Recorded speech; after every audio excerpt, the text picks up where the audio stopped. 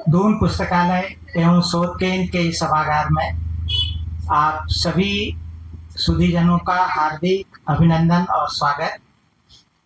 आज हमारे बीच में उत्तराखंड के लेखक, साहित्यकार और सुपरिचित पर्वतारोही सुभाष तराण जी हमारे बीच में मौजूद है और आज इनकी एक पुस्तक है नदी की आंखें।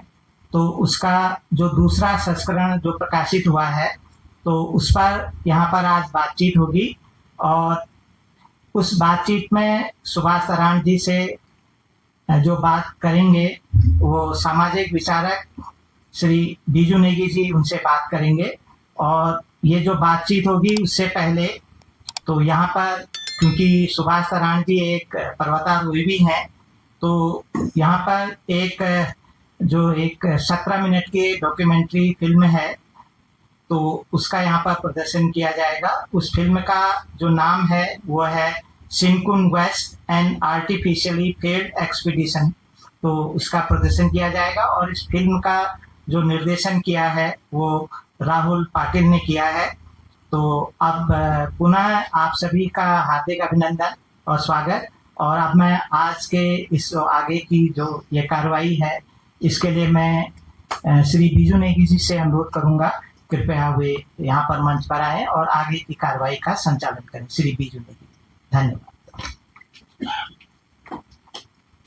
नहीं, फिलहाल तो आगे की कार्रवाई भी आपने बता ही दी है और हम सब सुभाष से परिचित हैं ही। लेकिन सवाल ये है कि आप उसके किस रूप से परिचित हैं या किस रूप को आप ज़्यादा देखना चाहते हैं। बुरा ना माना तो मैं तो ये भी कहूँगा ये प्याज के छिलके की तरह भी है, एक परत के अंदर दूसरी परत। जिनकी बातों से या जिनके लेखन से या जिनकी कविताओं की पंक्तियों से कुछ आंसू भी निकलते हैं, जैसे प्याज काटते वक्त निकलते हैं। लेकिन प्याज एक ज़रूरी भी चीज़ हो जाती है। तो बहुत ना कहते हुए सिर्फ एक हिदायत कि शायद ऐसे अवसरों पर फोन की घंटी बज जाना जरा सा परेशानी करती है। और अंग्रेजी में तो कहते ही हैं साइलेंस इज गोल्डन। तो इससे अच्छा मौका नहीं होगा कि अगर हम अपने फ़ोन को साइलेंट कर दें तो एक अच्छा रहेगा। इस फिल्म के बाद हम लोग चर्चा करेंगे और कोशिश करेंगे कि कुछ ऐसी बातें भी हो सकें कि हम लोग ये भी कह सकें अरे ये तो मुझे मालूम नहीं था। तो ये आपके ऊपर है सुभाष। तो एक बार पुनः आप सभी का स्वागत और विशेषकर सुभाष, और आपने इसके लिए समय निकाला, दिल्ली से आप यहाँ आए एक ऐसे समय में कि व्यस्तता जब है और दिल्ली में भी आपकी ज़रूरत है, तो आप यहाँ आके एक समय निकाला, इसके लिए धन्यवाद आपका और आपका पुनः स्वागत। तो हम लोग अब फिल्म से शुरू करें। मुझे नहीं पता था कि 16,000 फीट पे भी आर्टिफिशियल इंटेलिजेंस काम करती है। और अब ये भी समझ में आया कि किसी भी पर्वत को चढ़ने से पहले और भी पर्वत चढ़ने पड़ते हैं। बहुत बहुत धन्यवाद। मुझे नहीं लगता है कि ये एक्सपीडिशन असफल था। ये फिल्म उसकी सफलता की कहानी है। बाकी हम सब लोग जानते ही हैं क्या हो रहा है। मुझे इस पे आपकी एक कविता याद आई।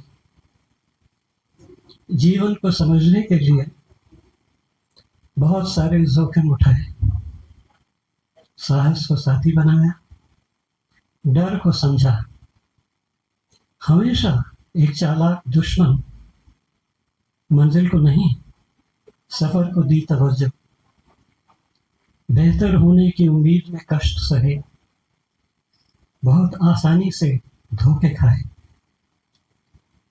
मुश्किल से पाया प्रेम, जीने की चाह में मृत्यु स्थगित करता रहा, इस दुनिया को आंखों से ज्यादा देखा, बहुत कुछ पाया और फिर खो दिया, जब कुछ न हो सका तो रो दिया। मैं आपको आमंत्रित करता हूँ और आपसे एक निवेदन करता हूँ कि आप दोबारा शिनकुंड जरूर जाएंगे और तब जब आप पीक हासिल करेंगे तो आप बीआरओ का चित्र जरूर लगा देना, ताकि आने वाली सभी एक्सपीडिशंस को याद रहे कि यहाँ एक बीआरओ ऐसा भी था।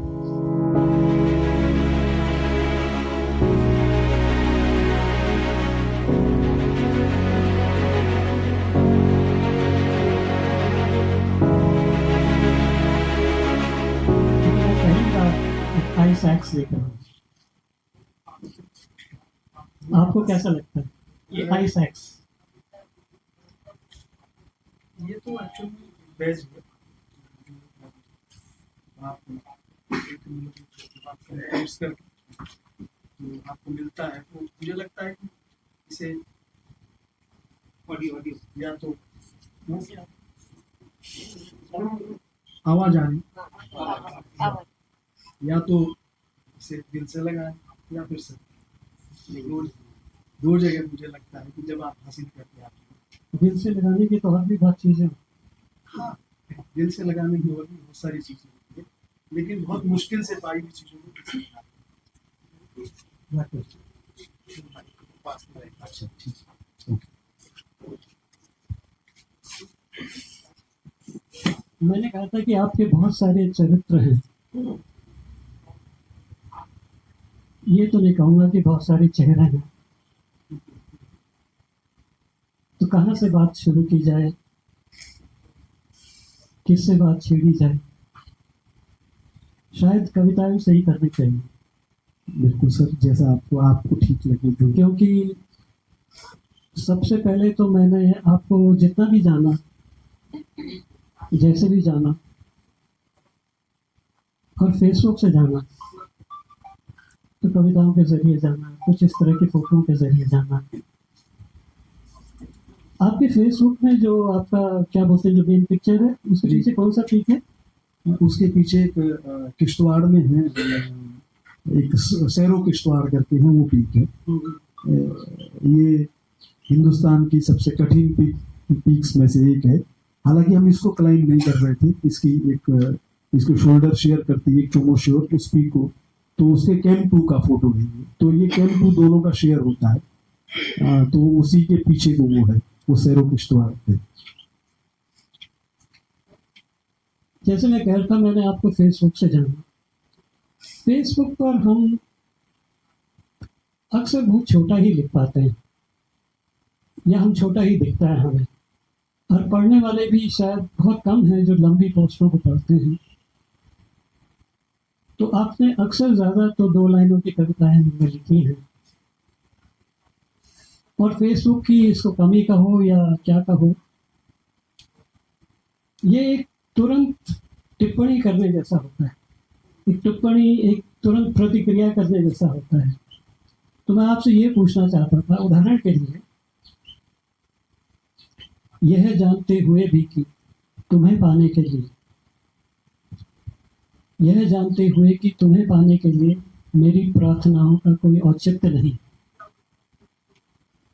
यह जानते हुए कि तुम्हें पाने के लिए मेरी प्रार्थनाओं का कोई औचित्य नहीं, मैंने प्रार्थनाएं की। लेकिन क्या इस तरह की ये 2 पंक्ति वाली कविताएं, और ऐसी बहुत सारी आपकी पोस्ट में मिलती हैं, क्या ये उन 2 पंक्तियों से आगे बढ़ती है कभी? ये जो कविता है ये काफी बड़ी कविता है, ये केवल इतना ही पोर्शन शेयर किया है, क्योंकि आप पूरी कविता जब डालते हो तो ये होता है कि उस पर कोई तवज्जो नहीं देता है, जहाँ वजन थोड़ा ज़्यादा रहता है और जो किसी परिस्थिति से या चित्र से कहीं ऐसे मैच करती है तो तब डाल देते हैं। तो कईयों बार, जैसे आलोक धनवा जी की एक कविता है, वो बहुत लंबी कविता है, लेकिन उसमें से जो लोग शेयर करते हैं वो यही शेयर करते हैं कि पृथ्वी पर एक बार और मिलने की इच्छा पृथ्वी पर कभी समाप्त नहीं होती है। तो वो कविता उतनी नहीं है, कविता बहुत बड़ी है। तो ऐसे ही इसका भी है, ये कविताएं बड़ी है। मुझे लगता है कि कुछ हो सकता है कि ऐसे टू लाइनर हो, लेकिन उसका वो कविताएं नहीं है, वो तो आपका एक इंस्टेंट थॉट है, उसको आपने डाल दिया, वो अलग बात है। लेकिन जैसे जो आपने अभी बताया, ये एक बड़ी कविता है, उसका एक हिस्सा है। तो अगर जो 2 लाइनें होती हैं, जिससे हो सकता है कि मेरे जैसे पाठक के लिए थोड़ी सी उत्सुकता उसे जगती हो, क्या ऐसे भी हैं जिनको आपने आगे बढ़ाया इस पे लिखने के बाद, फेसबुक पे लिखने के बाद? हाँ सर, ऐसे भी कुछ है जिसका लगा कि ये इसको बड़ा, क्योंकि वो कहीं ना कहीं ऐसा तो होता नहीं कि आप लिख के भूल जाओ, आपके पास वो रहता है। लेकिन उसमें कई, दरअसल क्या है, कविता तो एक, मतलब आप एक किसी को कहानी कहना चाहते हैं तो वो कहानी बहुत बड़ी है। अगर आप संक्षिप्त में कहना चाहते हो तो कविता हो जाती अच्छा, है ना, तो कविता हो जाती है। और दूसरा ये कि आप ये एक परोक्ष संवाद है कविता में, ऐसा मानता हूँ। लेकिन मुझे तो आपकी कहानी भी कविता में लगती है कई बार। हाँ, ये बात मुझे औरों के भी कई लोगों ने बताई कि जो कहानियां हैं उसमें भी कई जगह जो गद्य है वो एकदम मतलब ऐसा है, काव्यात्मक है। आपने पहली कविता कब लिखी? पहली कविता सर, मैं उस कविता के बारे में नहीं पूछ रहा हूँ जो सबसे पहली कविता तो हम प्रेम की कविता लिखते हैं, अपने पड़ोस को देख करके, अपने क्लास में आगे पीछे देख करके। लेकिन सबसे पहले सीरियस कविता आपने, जो आपको लगा कि एक सीरियस कविता में लिख रहा हूँ, हालांकि मुझे लगता है वो प्रेम कविता भी सीरियस ही होती, लेकिन आपने सबसे पहले इस तरह की सीरियसली, जब आपको लगा कि हाँ मैं कविताएं कर सकता हूँ, कविताएं लिख सकता हूँ, ऐसा कब हुआ? सर ऐसा 2014 में मुझे लगा कि ये मतलब मैं लिखता पहले से लेकर था, लेकिन मुझे 2014 में मुझे ऐसा महसूस हुआ कि कविता है। मुझे कुछ लोगों ने जब मैंने कुछ लिखा तो उन्होंने कहा कि यार ये तो पोइट्री है, ये तो कविता है। हालांकि मैंने जो कविताओं के लिए मैं एक हमारा, वो मेरे मित्र है, बहुत अच्छे मित्र है, पंकज दीक्षित, यहाँ बहुत सारे लोग जानते होंगे, वो अशोकनगर मध्य प्रदेश में रहते हैं। एक बार मैं ट्रेन में आ रहा था, मुझे उनका एक पोस्टर गिरा हुआ मिला नीचे, उसमें भगवत रावत की एक कविता थी कि हमने उनके घर देखे, घर के भीतर घर देखे, उसमें ही पल घर देखे, हमने उनके डर देखे। मैंने वो पोस्टर लपेट के रख लिया अपने पास। मुझे लगा ये 4 लाइन में कितनी बड़ी बात कह दी। और उसके बाद फिर मुझे लगा, फिर मैंने कविताएं पढ़नी शुरू की। ये पीछे की बात है, पहले की बात है। तो फिर कविताएं पढ़नी शुरू की, कविताओं को समझा, फिर कुछ लिखना शुरू किया। तो फिर ये हुआ कि ये जो सोशल मीडिया आया, सोशल मीडिया में आपको और लोग भी पढ़ने को मिले, और इसी सोशल मीडिया की बदौलत बहुत अच्छे मित्र, कवि मित्र हम मुझे मिले अपने जीवन में, और जिनको एक समय ऐसा था कि यार जिनको हमें पढ़ के बहुत खुशी होती थी, बाद में वो मित्र बने एकदम, जिसको बोलते हैं एक खास दोस्ती हुई। तो उन्होंने फिर कविताओं की और बारीकियों को समझाया कि कविता ऐसी होनी चाहिए, कम से कम ये होना चाहिए कविता में कुछ। तो बस ऐसे ही शुरू हुआ। फिर वो कविताओं में अपना एक लंबा सफर, फिर वो कहानियों का भी हुआ, फिर और चीजों को लेकर भी लिखना, या और मैं सच बताऊं कि मुझे कविताओं ने ही पहाड़ की तरफ आकर्षित किया। हालांकि मैं पहाड़ से ही था, लेकिन कविताओं में मुझे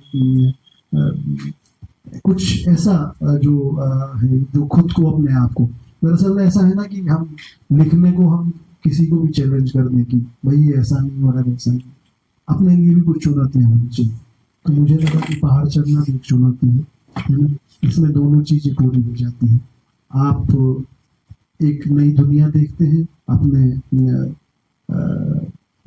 एफर्ट्स को और अपने आप को, अपनी सीमाओं को आपको पता रहता है कि आप क्या हो क्या नहीं।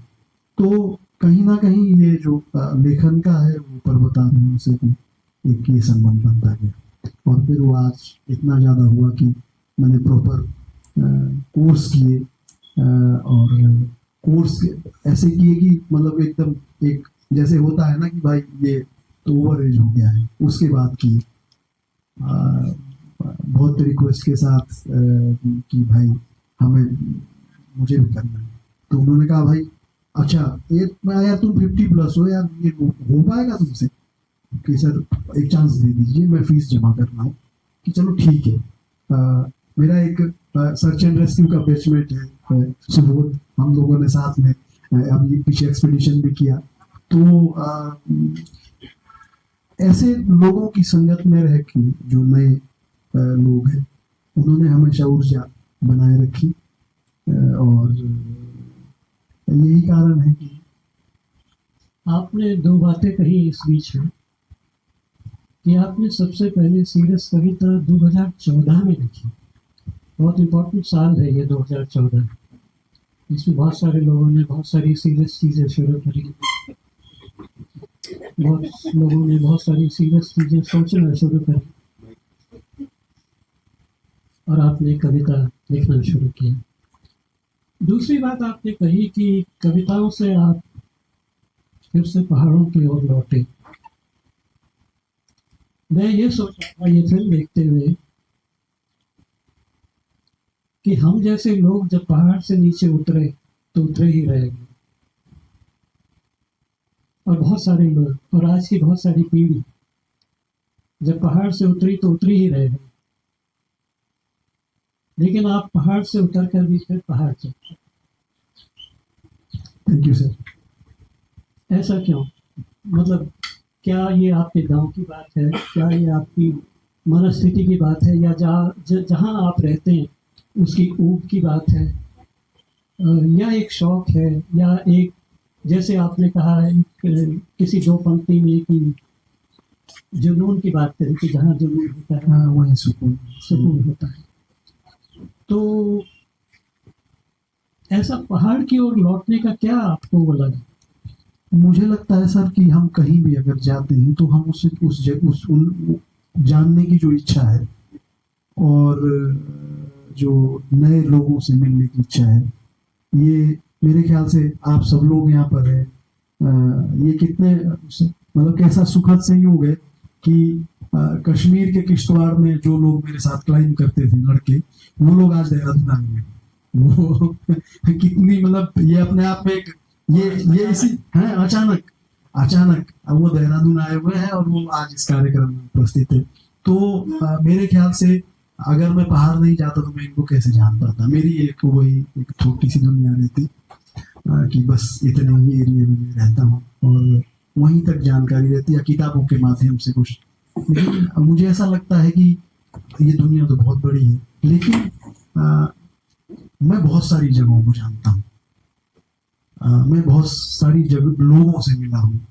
ये मैं अपने आप को ऐसे समझता हूँ कि मेरे लिए उपलब्धि। और वो सब आपके इंतजार में है जैसे आपने लिखा भी है। हाँ, हाँ, और वो भी इंतजार में है और नए लोग भी इंतजार में, नई जगह इंतजार में, और सबके लिए होती है ये। मुझे लगता है कि हर एक के लिए होती है अगर वो चाहे। अगर वो अपने दायरे में ना ले तो फिर उसके लिए कुछ नहीं, उसके लिए जहाँ जितने में जो संतुष्ट हो सकता है। अभी आपने इस फिल्म में शिनकुन में दोबारा लौटने की बात करी। कभी आप कहीं गए हो, किसी पहाड़ी पर गए हो, किसी चोटी पर गए हो, कभी उस रास्ते पर दोबारा लौटने की इच्छा हुई है? उस भौगोलिक रास्ते पर। वो दरअसल चोटी नहीं होती है सबके लिए।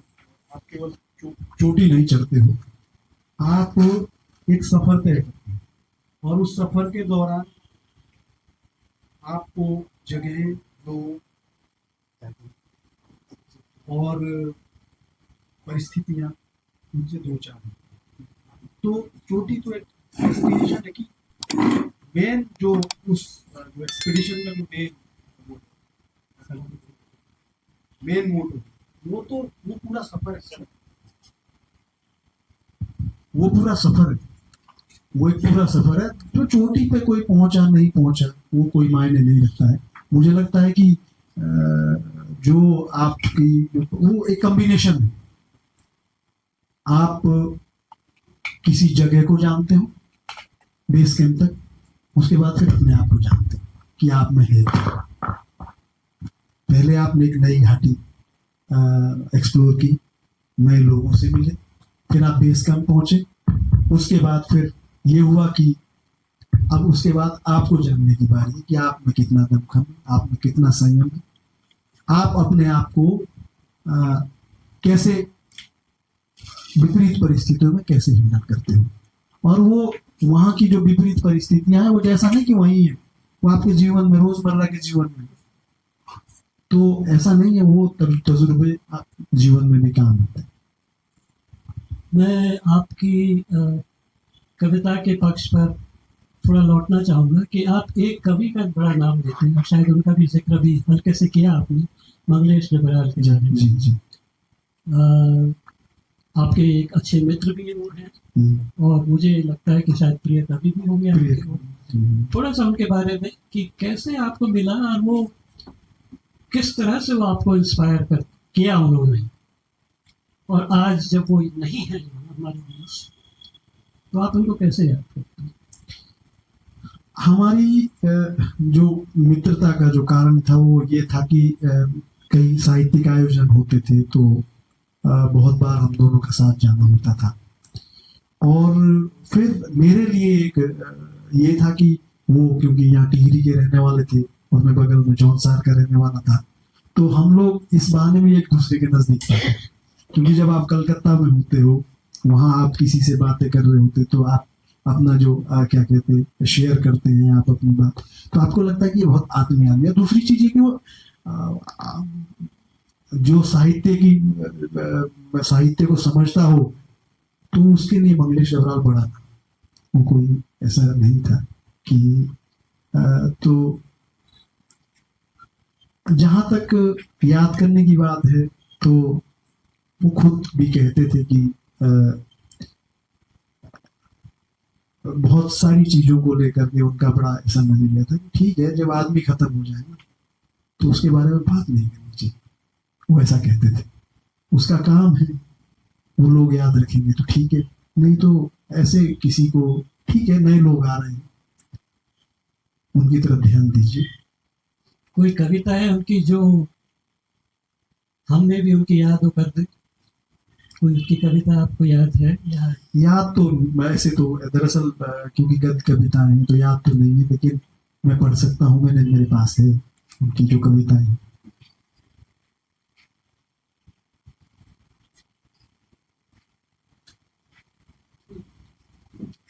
मंगलेश जी,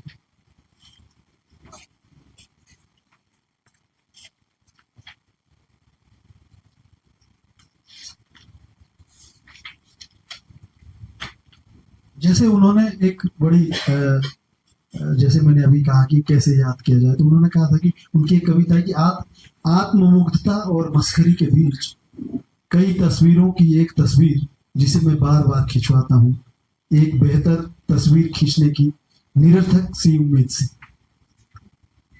तो ये उनका जो आप अभी बता रहे थे कि याद करने को लेकर के थे, उनकी एक कविता है जो मुझे बहुत प्रिय है। शायद पहाड़ के हर एक व्यक्ति को जिसने पढ़ी होगी उसे बहुत अच्छी लगी होगी। ये कविता है भूत। पहाड़ पर जो भूत का एक बचपन में शायद आपको भी रहा होगा, मुझे भी बचपन में ध्यान है कि तो वो जो भूत है उसी को ये कविता है कि यह ऐसा भूत है जो देवता बनते बनते रह गया। यह ऐसा भूत है जो देवता बनते बनते रह गया। जब भी भूत देवता बनने को होते हैं यह पिछड़ जाता, हमेशा का फिसड्डी। जब यह मनुष्य था तब भी ऐसा ही था। बचपन में कक्षा में इसे सबसे पीछे बिठाया जाता था, कई बार फेल भी हुआ। स्कूल में सेब और नाशपाती लाता, अध्यापकों की आंख बचाकर उसे बेचता और शाम को उस पैसे से घर के लिए राशन ले जाता। इसे बीड़ी सिगरेट की लत भी लग गई। एक दिन पिता ने इसका स्कूल छुड़वा दिया। मृत्यु होने पर खबर तभी लगी जब यह भूत बन गया। अब यह यहाँ रहता है। अब यह यहाँ रहता है एक चबूतरे पर पीपल और सुरों के पेड़ के साथ। मंगलेश डबराल जब कहीं बाहर जाते थे, बाहर वाले सुरू नहीं समझते हैं, पहाड़ के लोग समझते।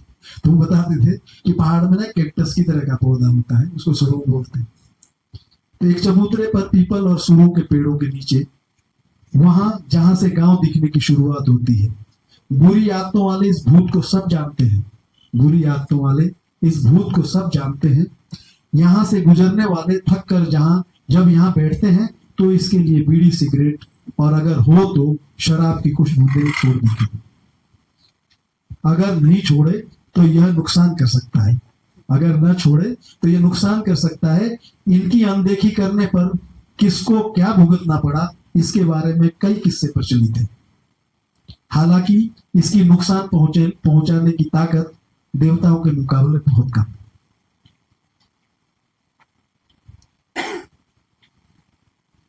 तो ये कविता सर मुझे उनकी बहुत अच्छी कविता लगती थी। शायद इसके पीछे मेरा पूर्वाग्रह भी था, क्योंकि मैं भी पहाड़ की एक ऐसी जगह से आया हूँ जिसका विवरण मतलब इस भूत से मैं काफी प्रेरित था। तो इसलिए मुझे ये कविता उनकी बहुत पसंद है।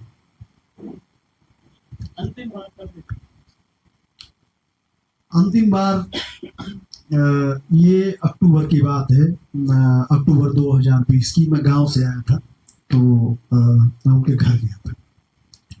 उस टाइम वो उनकी तबीयत खराब नहीं थी, तो मैं उनके घर गया था। तो वही मुलाकात हुई थी और उसके बाद हमारी बातचीत भी नहीं हुई। तो जब कोविड आया तो मुझे क्या हुआ कि शायद मेरा जन्मदिन था, तो जन्मदिन के दूसरे दिन उस दिन उनका फोन आया। फिर अगले दिन मुझे मेरी वो जो कोरोना की रिपोर्ट थी पॉजिटिव आ गई। तो उस टाइम तो ये था ना, जिसकी रिपोर्ट पॉजिटिव आ गई उसको उठाया और ले जाते थे अस्पताल। तो मुझे एम्बुलेंस वाले लेके जा रहे थे, तो उनका फोन आ गया। वो हमारी आखिरी बातचीत थी। उनका फोन आ गया कि क्या हो गया। मैंने बोला, मैं बहुत भावुक हो गया। मैंने कहा, उस टाइम ये था कि जो जा रहा था वापस ही नहीं आ रहा था। तो मैंने कहा, मुझे ये लेके जा रहे हैं ऐसे ऐसे। कह रहे कुछ नहीं होता, और अपने आप को खांस रहे थे। उनको दिक्कत थी, उनको परेशानी शुरू हो गई थी। अपने आप के कुछ नहीं होता, तुम बस ये 14-15 दिन रहोगे, तुम ठीक हो जाओगे, तुम वापस आ जाओगे, कोई दिक्कत वाली बात नहीं, सब ठीक हो जाएगा, तुम परेशान मत हो। तो मैं चला गया। उसके बाद फिर मुझे वही पता चला कि वो बीमार हुए, फिर एक प्राइवेट हॉस्पिटल में एडमिट हुए, फिर उसके बाद एम्स आए और वहीं पर वो खत्म। क्योंकि आप उनकी बहुत बातें करते, तो कई बार मुझे ये लगता है कि शायद अगर मैं पूछ सकूं तो क्या उनकी कविताओं ने, उनके लेखन ने आपको प्रभावित किया, आपके लेखन को, आपकी कविताओं को प्रभावित किया? आपको क्या ऐसा लगता है? नहीं सर। या किस तरह उनका प्रभाव आपके? उनका प्रभाव एक व्यक्ति के तौर पर, एक मतलब गार्जियन की तरह। वो बहुत ख्याल रखते थे। उन्हें मेरे बच्चों की हर बार पूछते थे कि मतलब एक आप कहीं बाहर रहते हैं, परदेश में रहते हैं, वहां पर कोई आदमी ऐसा हो जो ये पूछे कि हाँ भाई बच्चा क्या कर रहा है ना। वो घर आते थे तो वो उनको पूछते थे, उनसे बातें करते थे, है ना, और उनके लिए किताबें लेके आते थे। तो मुझे व्यक्ति के तौर पे कवि और लेखक से ज्यादा हूँ। कभी भी उन्होंने 1-2 बार मुझे, मैं नहीं जाता हूँ कार्यक्रम दिल्ली में, मैं कभी नहीं जाता। वो जसम वगैरह से जुड़े हुए थे, उनका बड़ा नाम हिंदी में, उनमें हिंदी जो कविता में बड़ा नाम था मंगलेश डबराल। उन्होंने 2-3 बार बोला, फिर वो समझ गए कि नहीं है, तो फिर नहीं कहते थे फिर। तो वो ज्यादा मुझे, जो एक व्यक्ति के तौर पे मुझे ज्यादा मतलब मुझे ज्यादा प्रभावित करते। चलो, आपने उनकी 2 कविताएं पढ़ी, मैं आपकी एक कविता पढ़ता हूँ sir. It was a little difficult to choose, लेकिन मैं, शीर्षक है उपासक। दुनिया में अन्न की कमी न रहे, इसके लिए वे हल, हंसिए, फावड़े और कुदाल की आराधना करते हैं। दुनिया में बना रहे पानी, इसके लिए वे पूछते हैं नदी, धारों, बादलों, बारिश और पहाड़ों को। शिल्प को समृद्ध करने के लिए वे स्तुति और अनुसंधान करते हैं उपकरणों का। वे उपासना करते हैं पेड़ पौधों की, ताकि प्राणवायु और औषधि सुलभ हो सभी को। हिंसक पशुओं को खुद से दूर रखने के लिए वे अपने पास रखते हैं एक लाठी।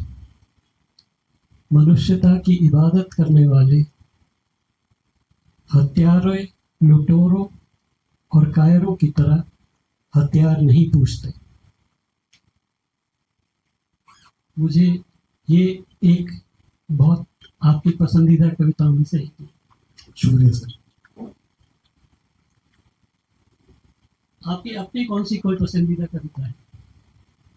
हाँ सर, ऐसे पसंदीदा तो जो आदमी लिखता है उसके लिए तो सारी पसंदीदा होती है, लेकिन फिर फिर भी छोटे हाँ बच्चे का ज़्यादा प्यार ज़्यादा है। हाँ, कुछ कविताएं हैं जिनको लेकर के मुझे बहुत ऐसा लगा था कि ये कविताएं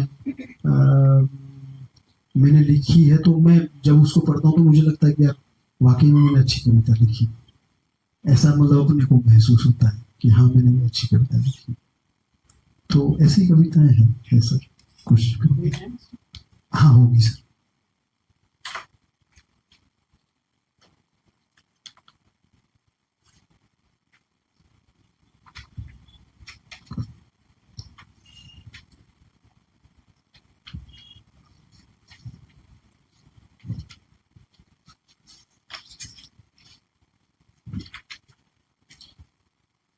ये कविता है सर, आजादी का मतलब क्या है। आजादी का मतलब क्या है।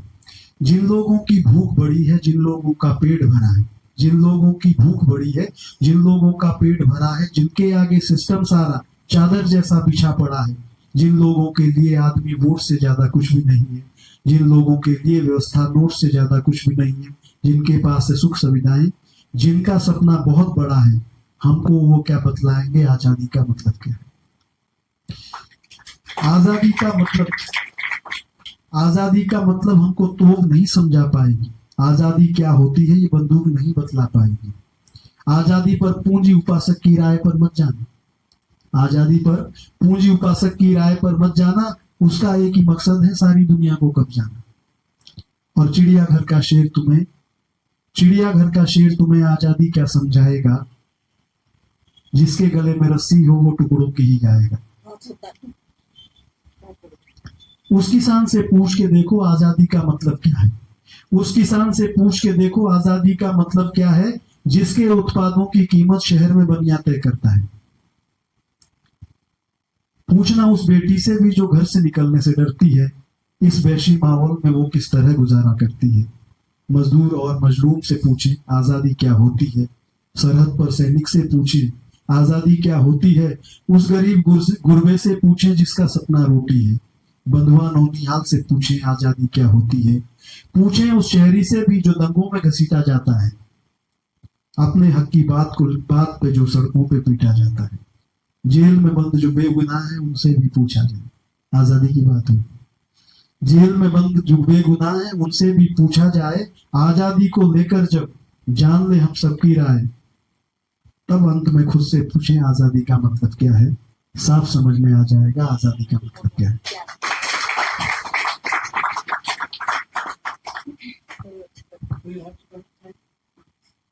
हाँ ठीक है। एक कविता है पानी। पानी जो है उसका जो मेरा एक नजरिया है पानी को लेकर के, या मैं जो पानी को लेकर के समझता हूँ पानी है ये कि विद्यमान रहता है जो आप में और हमारे में। विद्यमान रहता है जो आप में और हमारे में। देखा जा सकता है जिसको नदी समंदर धारे में। जिसके बिन हम नहीं कल्पना कर सकते हैं जीवन की। कुछ बातें कहनी है मुझको उस पानी के बारे में। पानी जितना बहता है वो उतना ही खुश रहता है। पानी जितना बहता है वो उतना ही खुश रहता है। पानी की आवाज सुनो पानी भी कुछ कहता है। पानी से बरसाते हैं पानी की अपनी बातें हैं। इस दुनिया के मौसम भी पानी से आते जाते हैं। पानी में एक नजाकत है। पानी में एक नजाकत है, पर पानी खुद में आफत है। चाहे तो भूगोल बदल दे, पानी में वो ताकत है। पानी हवा में उड़ता है, पानी हवा में उड़ता है, पानी मोड़ पे मुड़ता है। पानी जैसे जादू है, वो टूट के फिर से जुड़ता है। पानी पहाड़ पे जमता है, पानी पहाड़ पे जमता है और सागर जाकर थमता है। पानी हर फल मौला है, वो जोगी जैसा रमता है।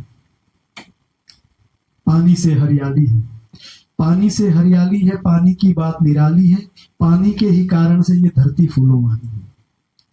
सबसे पतला पानी है और सबसे भारी पानी है, सबसे पतला पानी है और सबसे भारी पानी है। इस दुनिया में पानी ही हर जीवन की कहानी है। कोई काशी मथुरा जाता है, कोई मक्का रोम की कहता है। कोई काशी मथुरा जाता है, कोई मक्का रोम की कहता है, पर जिसको हम वहां ढूंढते हैं वो तो पानी में रहता है। पानी के होने को कुछ ऐसे भी समझा जाता है, पानी के होने को कुछ ऐसे भी समझा जाता है, जब कोई आग लगाता है तो पानी आग बुझाता है।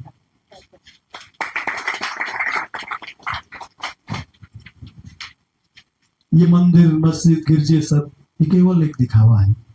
ये मंदिर मस्जिद गिरजे सब ये केवल एक दिखावा है। ये मजहब आप बरतते हैं, ये पूरा एक छलावा है। मुझको तो बस आपको अपने मन की बात बतानी है, मुझको तो बस आपको अपने मन की बात बतानी है। अपने मंदिर दरिया है और अपना मजहब पानी है।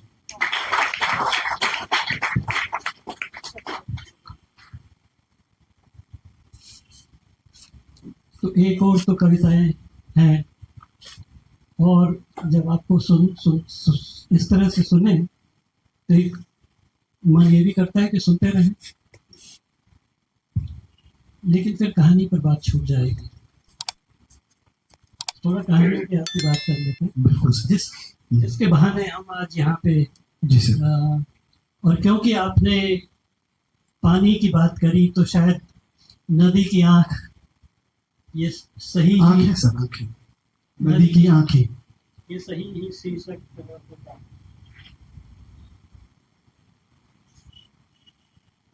आपने ये आपकी पहली किताब है जी सर। और जैसे आपने खुद भी इस किताब के शायद पहले ही पृष्ठ पे दर्ज किया है कि ये सच्चे अनुभवों की दास्तां गोई है। मैंने सब तो नहीं पढ़ी इसमें कहानियां, लेकिन इसमें जितनी भी पढ़ी है मुझे कई बार इसमें लगता है कि ये एक तरह से इनको कुछ संस्मरण भी कहा जा सकता है या संस्मरणात्मक कहानियां। ये सर ऐसा ही है। मैं कोई साहित्यकार नहीं हूँ। मुझे आप एक किस्म से मैंने एक ये दास्तान गोई इसीलिए है कि मैंने कोई घटना है, मैं एक सामने वाले को बताना चाहता हूँ। उसमें कोई गूढ़ता नहीं है ना, उसमें कोई मतलब वो कोई अलंकृत भाषा नहीं है। वो एक सीधी सीधी बात है जो मैं सामने वाले को बताना चाहता हूँ। तो ये कहानियां ऐसी हैं। चलो आपने तो सीधा सीधा बता दिया, लेकिन हमने उसको पढ़ते वक्त गूढ़ता उसमें देखने की कोशिश करी, जैसा अक्सर पाठक करते भी हैं। इसमें जो भी चरित्र हुए हैं या जो भी घटनाएं हैं वो आपके जीवन से गुजरी हैं, आपके जीवन का वो एक हिस्सा रही हैं जिन्होंने आपके जीवन को छुआ है। और मुझे लगता है कि उन घटनाओं को या उन चरित्रों को कागज पर उतार कर आपने अपनी स्मृतियों को और संभवतः अपने गांव समाज के आसपास के लोगों की स्मृतियों को उन चरित्रों के जगह एक स्थायी, उन चरित्रों के बहाने एक स्थायी जगह दे उनको अपने दे दी है। आपने अपनी स्मृतियों में भी, अपने आसपास के लोगों की स्मृतियों में भी, जो लोग आपके जीवन का एक तनिक सा भी छोटा बड़ा हिस्सा रहे हैं। लेकिन कई बार इन पेजों को पढ़ने के लगता है कि कुछ तो बहुत छोटी हैं, वो अपने आप में पूर्ण हो सकती हैं, लेकिन पढ़ते वक्त कई बार अधूरी लगती है, या हो सकता है हमारी प्यास एक अधूरी उसमें रही हो। और इसके उलट जैसे जो आपकी पहली कहानी है इंद्रू के ऊपर, जी सर, उसमें आपने बहुत सारे मतलब लगभग सबसे लंबी कहानियों में एक वो है, लेकिन उसमें उसके पूरे जीवन का इस तरह का चरित्र है कि मुझे लगा कि शायद उस पर एक पूरी किताब लिखी जा सकती है, एक पूरी नॉवल। जी सर। कभी कुछ ऐसा विचार आया या इसके लिए कि आपको समय नहीं लगता है, या कुछ भी जो मैं कह रहा हूँ कि कुछ कहानियां अधूरी लगती हैं? दरअसल सर, वैसे कोई पाठक की दृष्टि से कह रहा पाठक हूँ। की दृष्टि से आप कह रहे हैं, तो मुझे ऐसा लगता है कि ये जो अधूरापन है, ये हो सकता है कि मेरे क्या कहते हैं, क्योंकि मैंने कभी भी इसको इस नजरिए से नहीं देखा कि इसे किसी साहित्यिक मंच पे इसे जाना है। मुझे एक घटना का विवरण देना था, है ना, मुझे किसी कोई बात कहनी थी, तो मुझे ये माध्यम लगा कि मैं इसको इस तरह से कह दूं। और जहां तक अधूरेपन की बात है सर, तो ये आपकी बात सही है। इन चीजों पे ये चीजें मुझे आगे के लिए प्रेरित करेगी कि जो मैं इस किताब में, इस कहानियों में अगर कुछ खामियां रह गई है, तो मैं आगे से इनको दुरुस्त करूं। नहीं, उसमें दुरुस्त ऐसे करने वाली बात नहीं, लेकिन मैं एक पाठक की दृष्टि से इस पर एक टिप्पणी कर रहा था। हाँ सर, वो भी हो सकता है, लेकिन अगर मैं इसका एक ये भी कह सकता हूँ कि सर, इसमें ये अधूरापन बना रहना चाहिए ताकि आपको आगे हम इच्छा हो। फिलहाल तो ये दूसरे एडिशन में आने वाली हाँ है, जी सर, हाँ जी सर। दूसरी किताब कब आने वाली है उसका कुछ पता नहीं है। जी सर। लेकिन मैं चाहता हूँ एक छोटी सी, जिसे आप कहानी कहते हैं, आप इसका थोड़ा सा पाठ कर सकें। कहानी का नाम है बुढ़िया की भेंट। बुढ़िया की भेंट।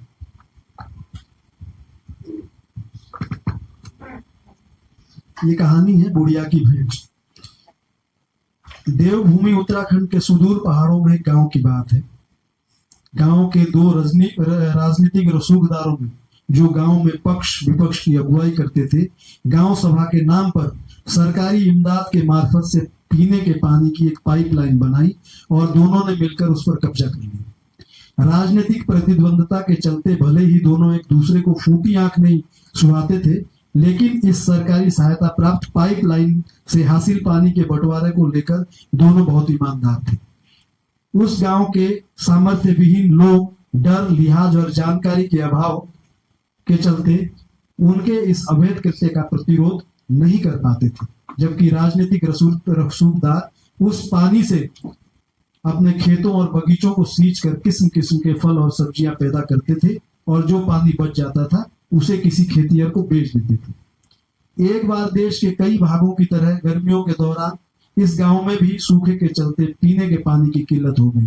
गांव के आम जनों में पानी को लेकर हाहाकार मच गया। गांव के लोग पीने के पानी को लेकर व्यथित रहने लगे। उसी गांव में कमजोर और लाचार बुढ़िया रहती थी, जिसके दरवाजे के सामने से दोनों में से एक राजनीतिक रसूखदार के घर की ओर जाने वाली पानी की लाइन गुजरती थी। पानी की किल्लत के चलते एक दिन बड़ी बुढ़िया ने उस राजनीतिक रसूखदार के पास जाकर गई और उससे विनती कर कहने लगी कि वृद्धावस्था के चलते वो पानी लेने दूर नहीं जा सकती है।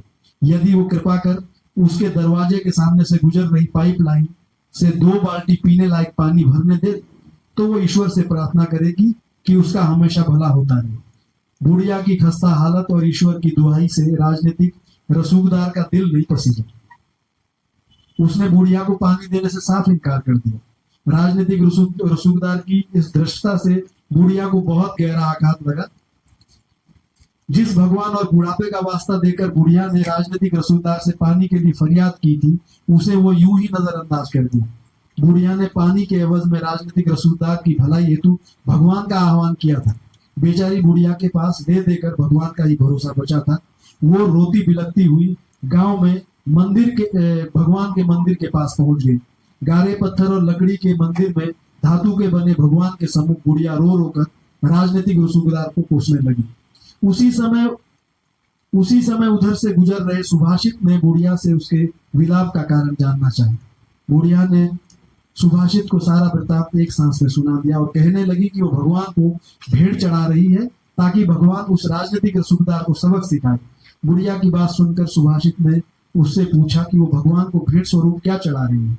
बिना कुछ कहे बुढ़िया ने अपनी भिजी हुई मुट्ठी खोलते हुए हथेली सुभाषित के सामने कर दी। हथेली पर रखे 1 नए रुपये के सिक्के को देखते हुए सुभाषित ने बुढ़िया से अगला सवाल किया कि क्या उसे इस बात की जानकारी है कि धातु के जिस भगवान के आगे वो फरियाद कर रही है उसकी मूर्ति में मढ़ी गई शेर भर चांदी उस राजनीतिक रसूखदार ने दान की है जिसने उसे पानी देने से मना किया है। क्या उसे उम्मीद है कि यह भगवान शेर भर चांदी दान करने वाले के खिलाफ हो जाएगा और 1 रुपए की भेंट चढ़ाने वाले का पक्ष लेगा? सुभाषित के सवाल सुनकर बुढ़िया ने अपने आंसू पोंछे, रुपया जेब के हवाले किया और अपने घर की ओर वापस चल दी।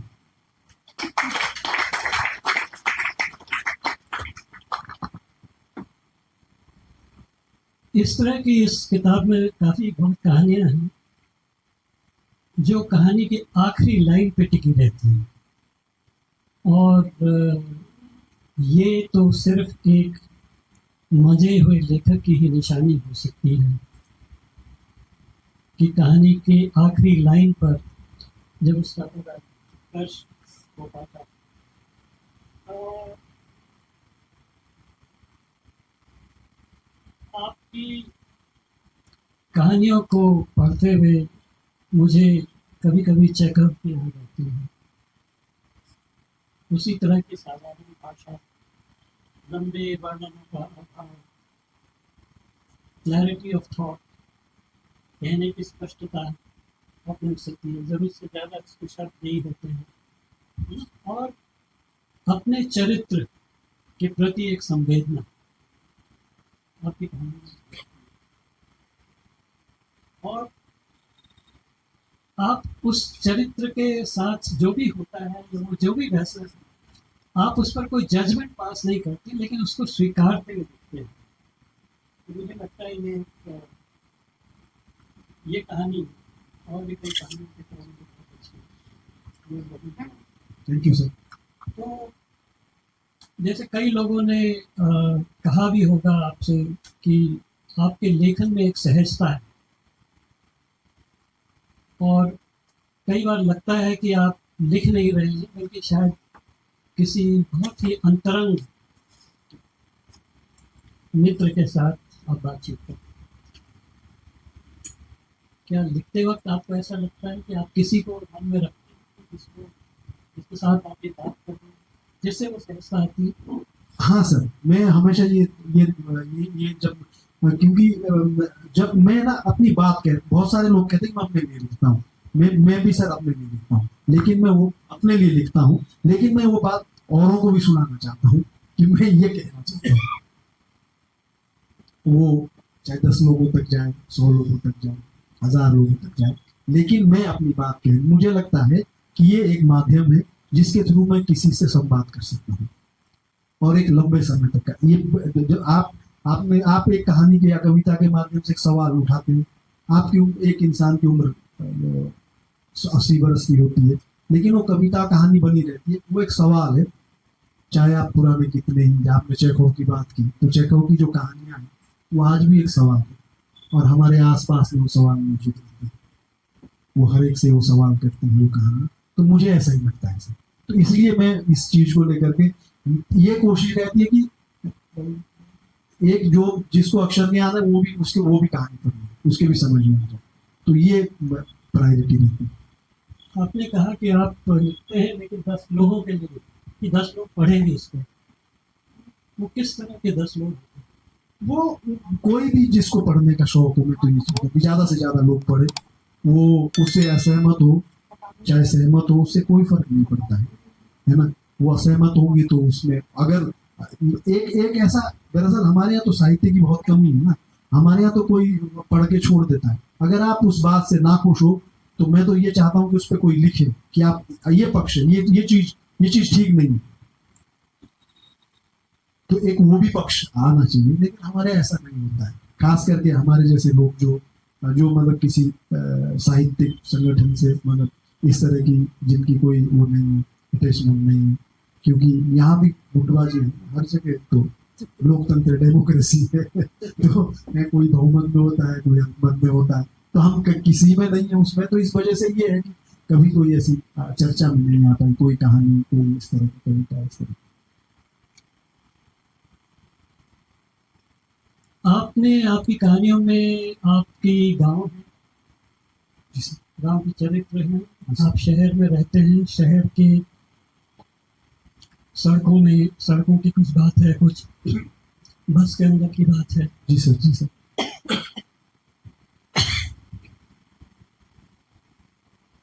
आपकी कहानियों में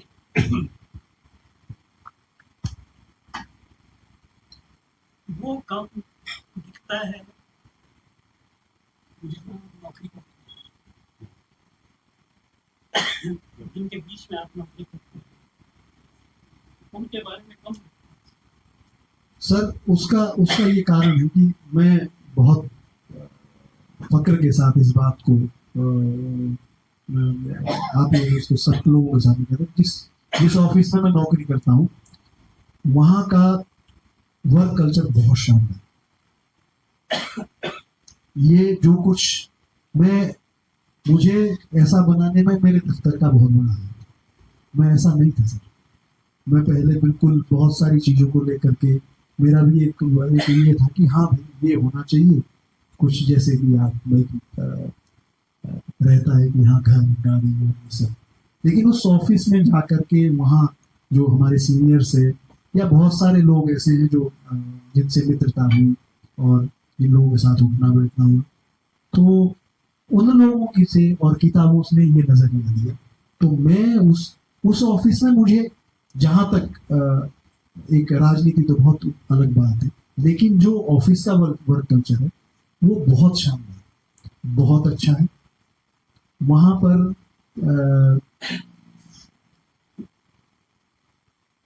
मुझे कभी ऐसा नहीं लगा कि मैं जिससे कह रहता है एक नाखुशी हो या किसी भी चीज को लेकर के, या आप ये हो कि ये तो ठीक बात नहीं है, ये तो इस तरह का है। तो ऐसा ये मैं बहुत ईमानदारी के साथ बोल रहा हूँ।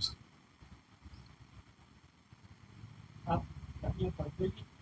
जी। आपको प्रिय संगीतकार कौन? श्रीलाल शुक्ल। राग दरबारी उनकी और भी बहुत सारी, लेकिन वो मैं उनको बहुत पसंद करता हूँ। और भी बहुत सारे हैं, उसके याद नहीं कर पाऊंगा। बहुत अच्छी अच्छी कहानी जो आपको बहुत सोचने पर मजबूर करती है।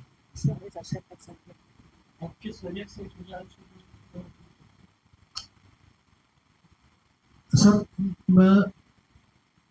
वो जो एक लेखक का नजरिया होता है और जो बिल्कुल, हाँ बिल्कुल, मैं हाँ सर मैं भी बता रहा हूँ कि जो लेखक का नजरिया होता है देखने का, समाज को देखने का, और जो उसकी भाषा की गुणवत्ता, वो चीज सर बहुत प्रभावित करती है मुझे खासकर मुझे उनका जो शैली है और उनका जो नजरिया मुझे बहुत पसंद है। और सर ऐसा वही नहीं, उत्तराखंड के जैसे शेखर जोशी है, उनकी कहानी बहुत शानदार है।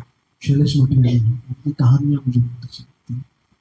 लेकिन क्योंकि आपने ऐसा बोलने को कहा तो मैंने जो मुझे इनमें से भी जो अच्छा लगा वो ये है, क्योंकि सर समाज में दुख है ना, और सब चीजें है, खुशी है, लेकिन उसको जो देखने का नजरिया, उस दुख में भी आप वेल ढूंढ लेते हो, खुशी में तो आप वेल ढूंढ लेते हो। तो इसलिए मुझे वो जाना।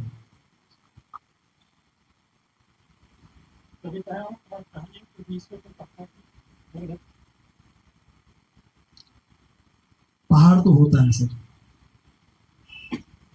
पहाड़ तो इस तरफ से उस तरफ जाने के लिए पहाड़ तो पार करना ही पड़ता है।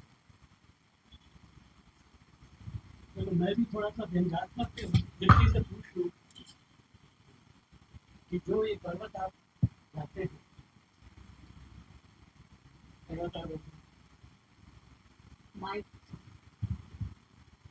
क्या ये कभी आपकी कविताओं या कहानी के बीच आए हैं या इन्होंने इनको आगे बढ़ाया?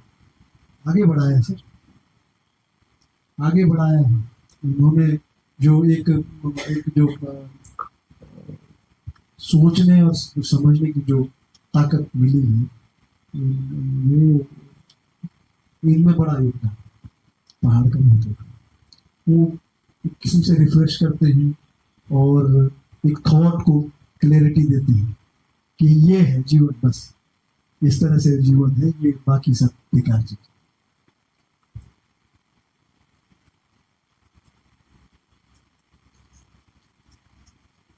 पर्वतारोहण रोहन का किस तरह से आपको एक शौक हुआ या आपको लगा कि आप करना चाहते हैं, और आपने एक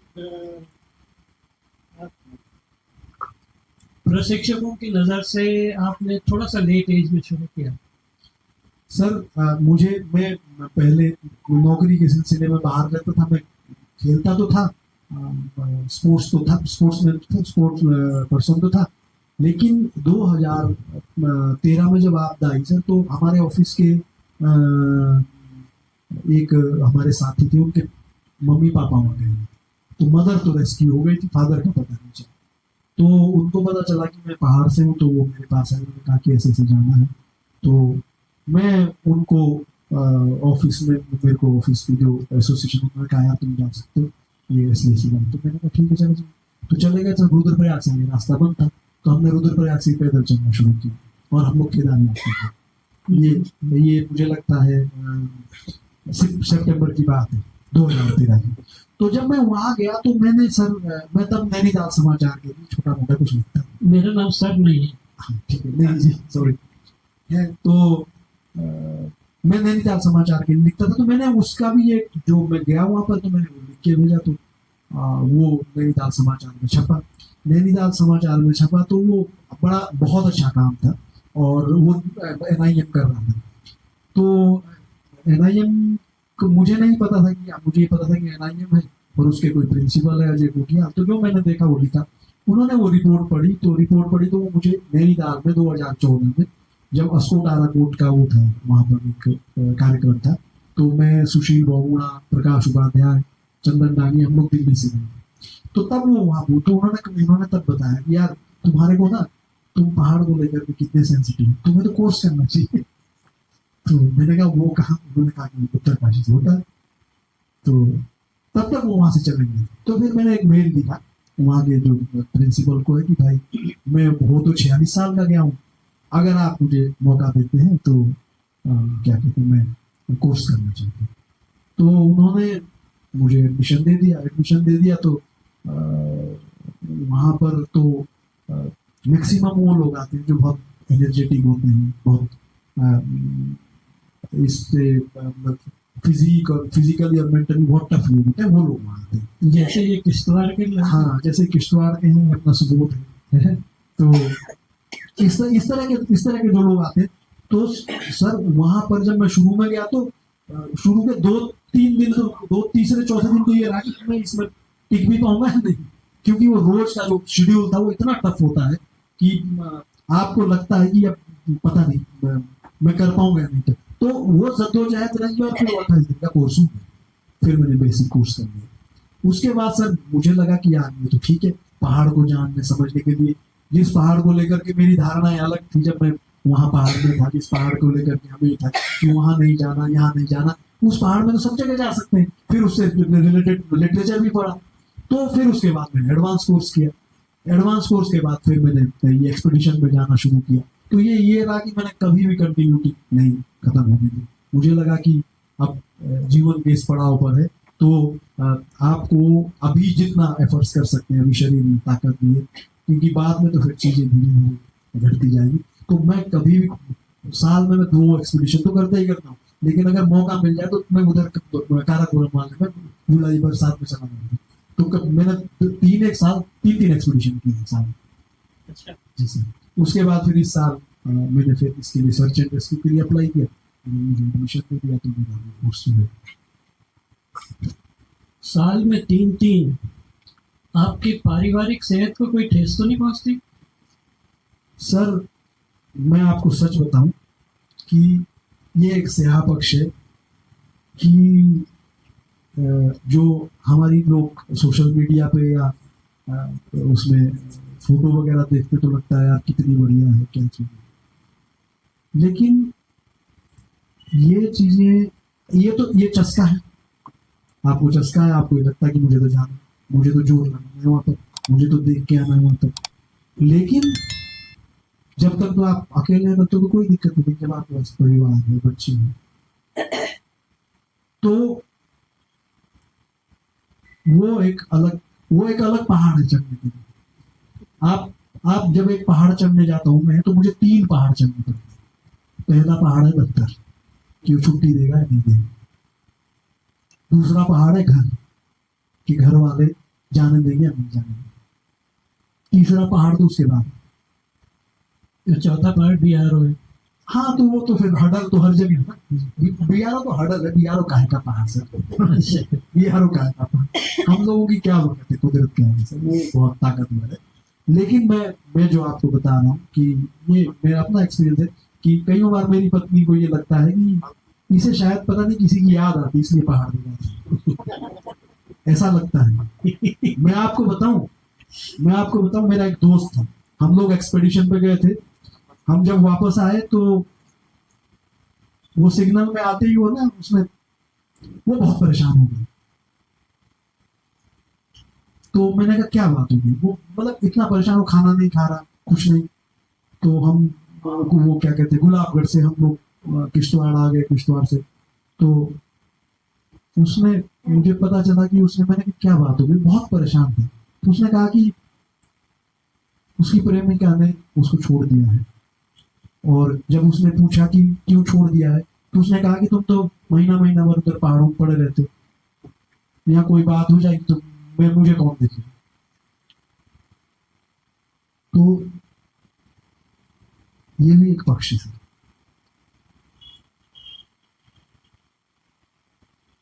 हम जब पहाड़ों की तस्वीरें देखते हैं,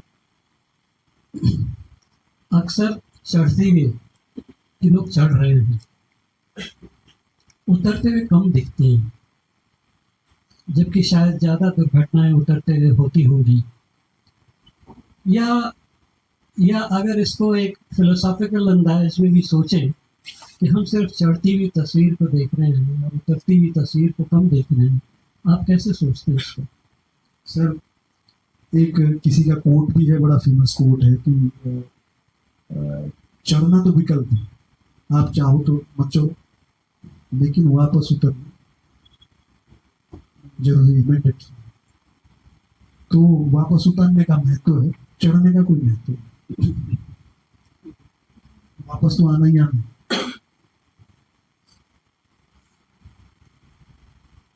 आपके फेसबुक में कि इसके बीच की एक कविता आपकी नहीं थी, शायद आपने किसी को कोट किया था, कोई अंग्रेजी कविता थी कि अगर मैं वहां रह गया।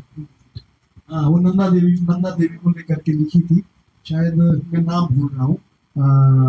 वो अंग्रेजी की कविता है। यस।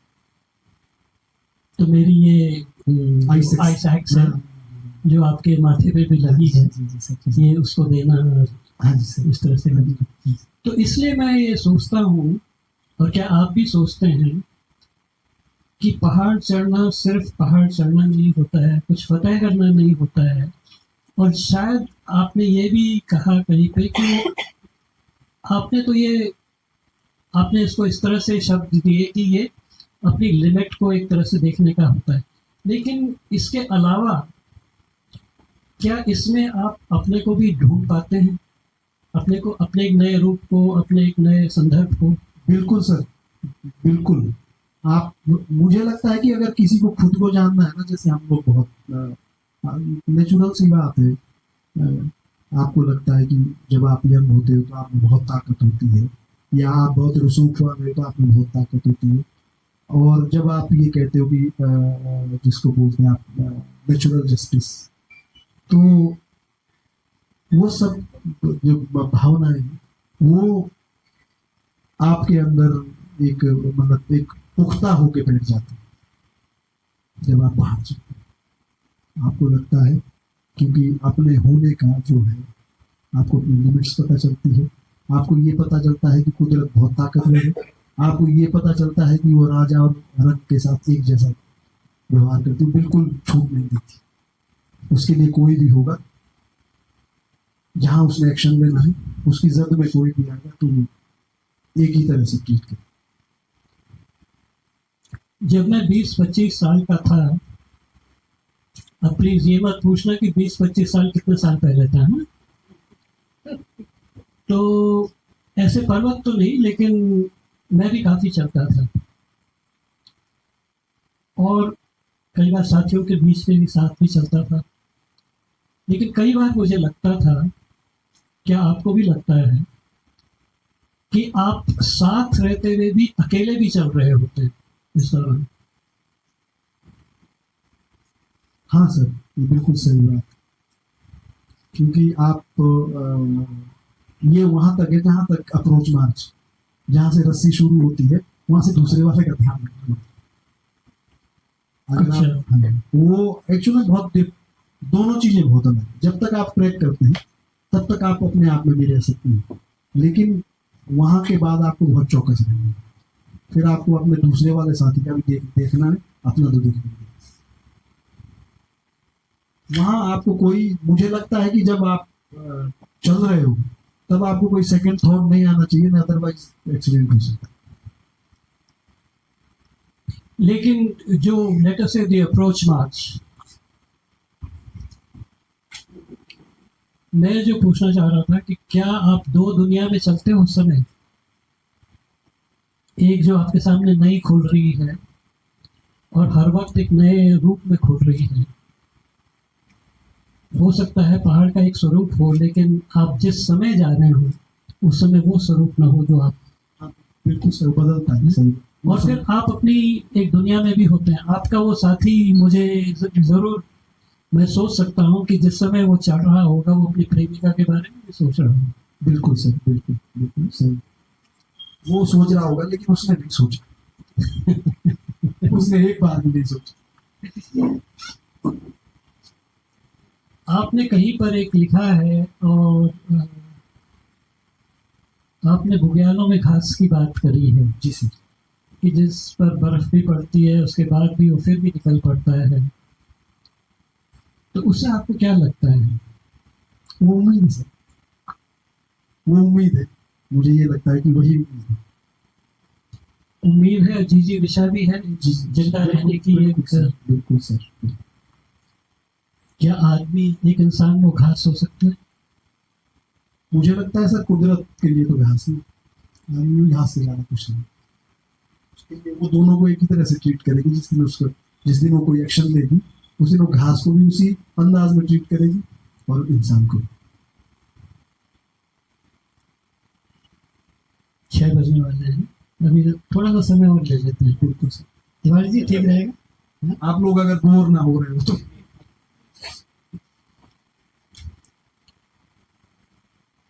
क्योंकि दुनिया गोल है। अब हम आपके बचपन पे जाते हैं वापस। आपके बचपन पे उतना नहीं, हमें शायद यहाँ सभी लोग जानते हैं किस किन संघर्षों से आप निकले हो, और किस किस तरह के संघर्षों से आप गुजरे हो, या किस किस तरह के दिन आपने देखे होंगे। लेकिन अगर जब आप गांव की बात सोचते हैं, गांव को याद करते हैं, अपने अपने माता पिता का सोचते हैं, तो किस तरह के ख्याल या किस तरह की बातें आपके मन में आती हैं? या आप उनको आज किस तरह से देखते हो? उस समय एक संघर्ष का दौर रहा होगा, लेकिन आज उन संघर्षों को किस तरह देखते हो? मैं सर अपने उन संघर्षों का बहुत सम्मान करता हूँ। मुझे लगता है कि आज जो भी सुभाष है उन संघर्षों के बदल,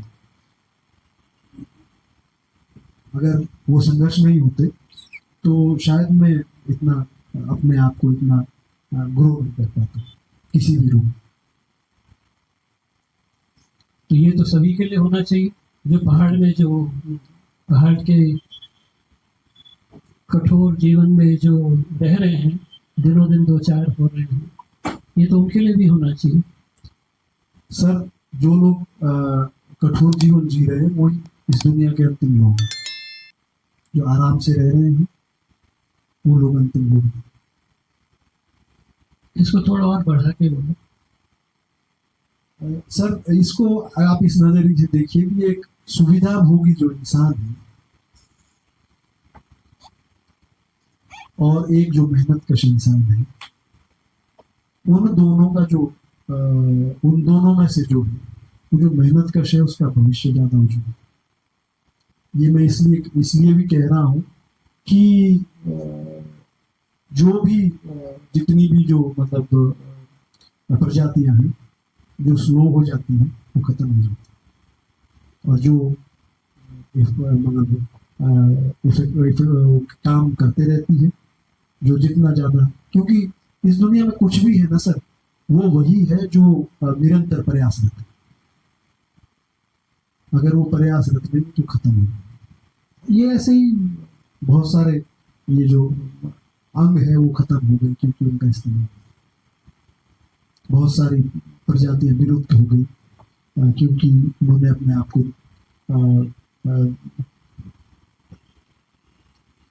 मौसम के हिसाब से नहीं ढाला, खत्म हो गई। तो मैं ऐसा ही इसके लिए सोच। आप अपने आज आप जिस स्वरूप में हो उसमें आपके माता पिताजी का कितना योगदान है? क्या उन्होंने कभी रोका टोका या क्या रहा? सर मेरे मेरे जो माता पिता है वो एकदम वो उसी समाज से हैं सर, जिस सारा जिसमें पहाड़ सारे समाज से, तो वहाँ की जो सामाजिक मान्यताएं और वर्जनाएं जो थी उन पे उन्होंने बहुत सख्ती से काम किया, और मैंने खूब सख्ती से मैंने उनकी सारी शक्तियों को इस्तेमाल के उनको कदर किया। मैं हमेशा ऐसे ही विद्रोही स्वभाव का था।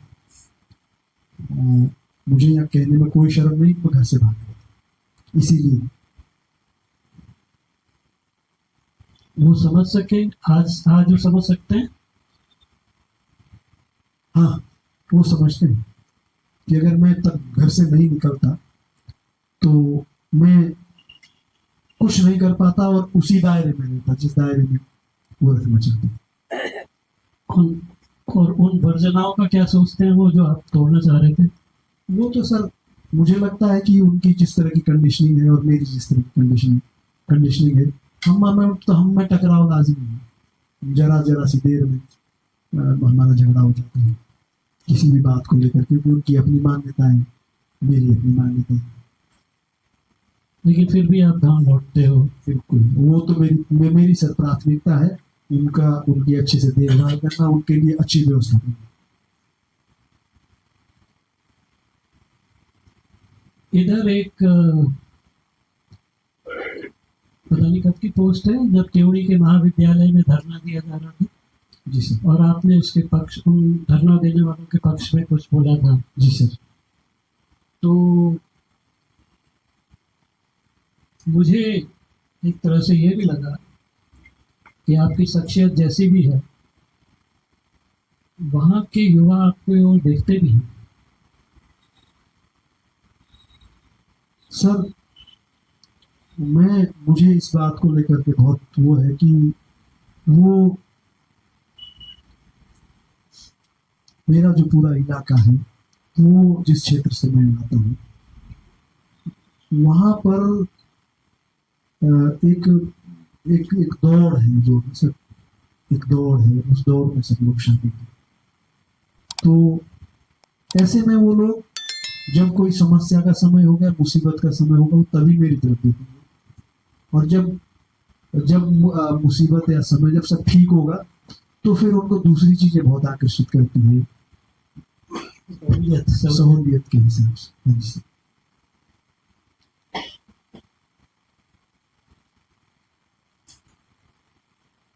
तो अब आप बताइए, तेरे चौखट पे छोड़ आया हूँ, मेरी आंखें सवाल कर रखना। ये कौन सी चौखट है? ये सर मेरा शेर नहीं, किसी और का है, मुझे नहीं मालूम ये किसका है। अच्छा, लेकिन मेरा नहीं। तो चलो, आपका जो है, मैंने जब ठूंठ पर खड़े होकर पेड़ से पूछा, मैंने जब ठूंठ पर खड़े होकर पेड़ से पूछा तुम कैसे हो, पेड़ ने कहा जंगल बहुत उदास है, जंगल बहुत उदास है। ये एक बड़ी कविता है सर, संवाद। ये शायद मेरे ख्याल से मेरे पास है नहीं, ये एक लंबी कविता है, उसका ये आखिरी हिस्सा है। तो हम लोग कुछ अन्य आप कुछ कहना चाहेंगे? या ये लाइब्रेरी में मुझे लगता है आपके इलाके के बहुत बच्चे आते हैं यहाँ पे, जो अपना दिन भर का समय यहाँ गुजारते हैं। तो उनके लिए आप क्या सोचते हो, या क्या कह सकते हो, या क्या कहना चाहते हो? अ, उनके लिए सर, वो क्योंकि बिल्कुल मेरे जैसी पृष्ठभूमि से आए हैं और उनके अंदर एक बड़ा जज्बा है कि वो एक प्रतियोगिता के लिए तैयारियां करते हैं। एक ऐसी मतलब एक गलागाट प्रतिस्पर्धा है जिसमें वो तो मैं उनको ये कहना चाहूँगा कि इस दुनिया में जीने के लिए बहुत सारे रास्ते हैं, तो वो कभी किसी असफलता से निराश नहीं है। और जब भी उन्हें कभी ऐसा लगे कि वो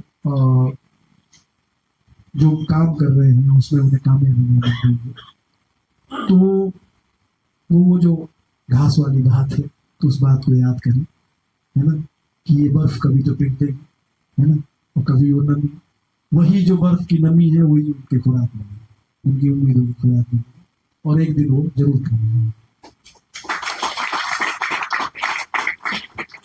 तो आखिर में मैं आपके बारे में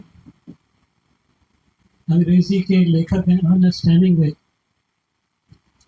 उनका एक ये लिखा हुआ याद करना चाहते हैं। जी सर। सबसे बेहतरीन लोगों में सौंदर्य के प्रति एक बोध, जोखिम उठाने का साहस, सच कहने का अनुशासन, त्याग करने की क्षमता होती है। विडंबना है कि उनकी यही खूबियां उन्हें वल्नरेबल, असुरक्षित बनाती हैं और वे अक्सर आहत होते हैं। पता नहीं यह आकलन आपके लिए सही है कि नहीं, पर मुझे लगता है कि आपकी यही खूबियां और असुरक्षा, इनसे जन्मी असुरक्षाएं हैं जो आपके लेखन को एक रचनात्मकता और एक अधीरता देती है। और हम उम्मीद करते हैं कि इसी अधीरता से दूसरी, तीसरी, चौथी, पांचवी किताबें भी आएंगी, पहाड़ भी आप चढ़ेंगे, और हम लोगों के लिए आपके चेहरे पर मुस्कुराहट इसी तरह। शुक्रिया सर, बहुत बहुत धन्यवाद।